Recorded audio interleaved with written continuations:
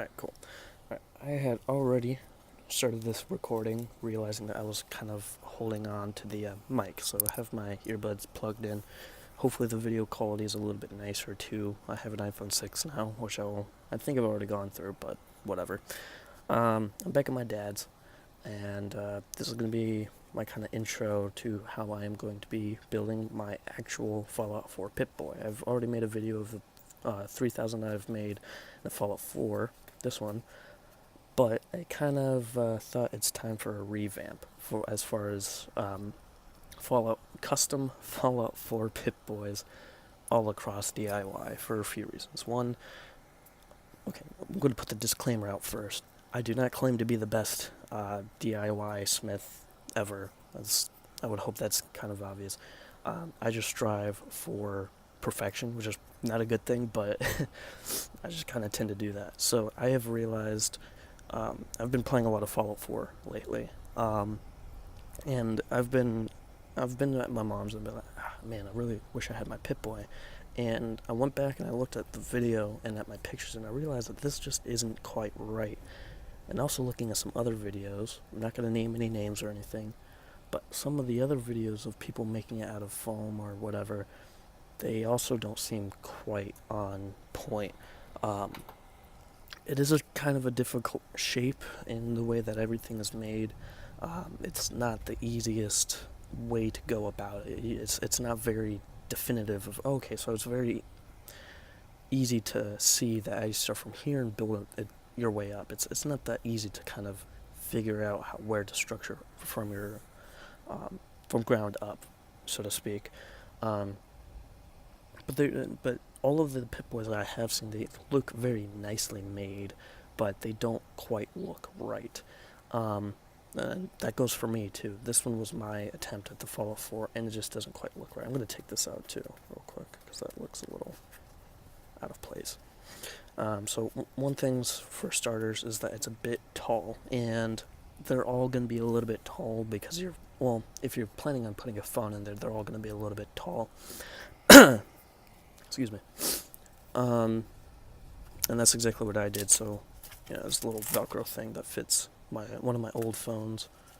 It's cool, and it has a little holotape thing that's also not the best quality, but whatever. So, in this case, the screen isn't high enough, and the thing's also not very wide. Compare that to my arm, it should come up to right about here. So, I have started making another version. And also another thing that you can look out for is a little mini series. I'm going to be making this the Pip-Boy Mini. So it's going to fit an iPhone 5. It doesn't quite fit it right now. I got to kind of mess with some stuff, but I'm going to do that. I'm going to make it look a little bit nicer, not as janky. I'm also probably going to cover this up. And it's going to be the Pip-Boy Mini for my brother with all this. So, I am actually wearing the start of my new Fallout 4 Pip-Boy. So, and I have seen the game. It comes up pretty far in his arm. Maybe not this far, but I kind of needed it to get that far because, as I said, I have an iPhone 6. And that is about as long as I can possibly think of that any phone could fit into this Pip-Boy. Now, I don't own the Pip-Boy edition, Pip-Boy from Fallout that Bethesda came out with, so if anyone does have that, it'd be awesome if you could let me know all the phones that could fit in there that it says it can, just so then I can maybe fix up some dimensions and whatnot. But for right now, I don't even know how I'd be able to fit anything bigger than the iPhone 6 in here, which kind of sucks because it's not quite wide enough for the screen, so I'm going to have to put little cards on the top and bottom, but whatever. Anyways, so basically, this is it. So underneath this is a Pringles can. You can kind of see right there. A Pringles can with two layers of craft foam in the middle, one layer on the top here, and this is a full thickness EVA foam strip. That didn't quite go all the way around, so I put some craft foam over it. My next model that I make is going to be fixed with that. And then I basically just cut out this little section here to be kind of flat-ish, and that's the top of the iPhone. This is where the bottom of the iPhone is. So as you can see, you don't have a lot of room to work with there after you put that phone in. So it does sit flat. It doesn't like roll. Nope. It doesn't roll around on the thing just yet. Well, a little bit. My next step is to put some structure underneath the phone to kind of keep it up and whatnot. And then for the latch, just again cut out a general kind of looking shape of the foam, sanded it down, rounded it off, and then this is a clasp from Suspenders that clasps onto a tab of foam. I'll show you what that looks like. Boom. So that bottom tooth goes underneath, that top tooth goes over it, and it just dislatches. I'm going to take this off real quick. So no, this doesn't open up, but it does kind of give the top part to open, because I figured this part shouldn't really need to adjust too much, though I am going to fix that with other builds. The only reason why I did this is because this one's going to be kind of for me. I'm not going any further with this until I have another tube set up that is exactly like this, because I want to make two right next to each other, one for me, one for anyone else, just to kind of see how close I can get it, because again, custom fit is always going to look a little bit more seamless than not custom fit.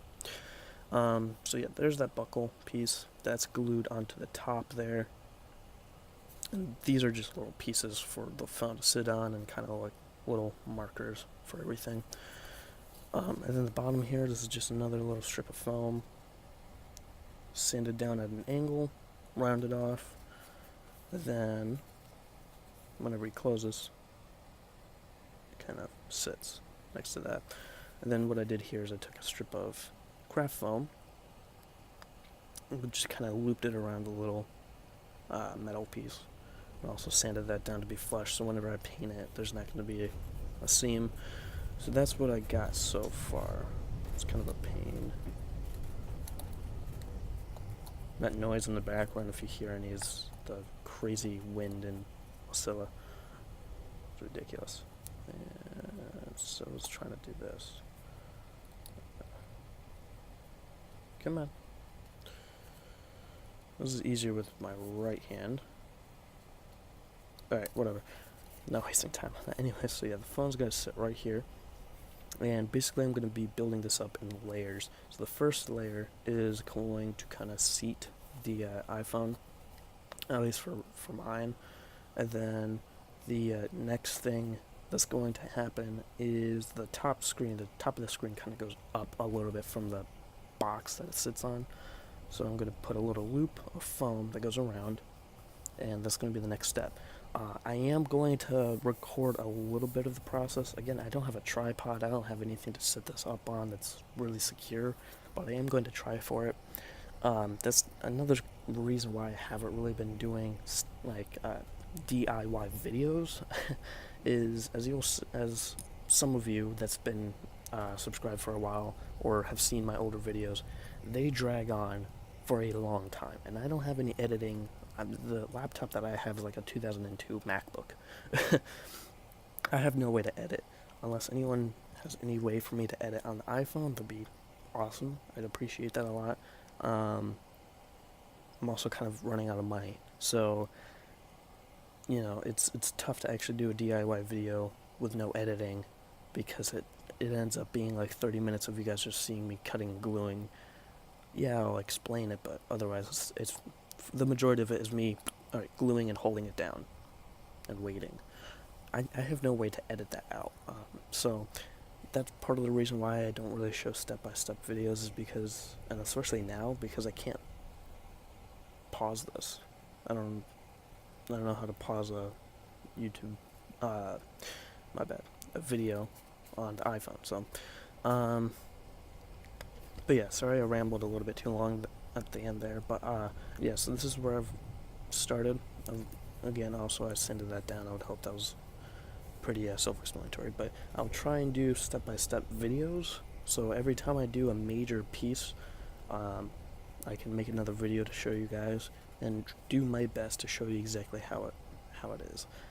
So kind of an update video every once in a while. It's going to be pretty long, I'm assuming, but I hope you guys can bear with quite a few 3-minute videos rather than 1 hour-long video. So, speaking of hour-long, this is already running on 10 minutes to explain a tube. So, I'll catch you guys later.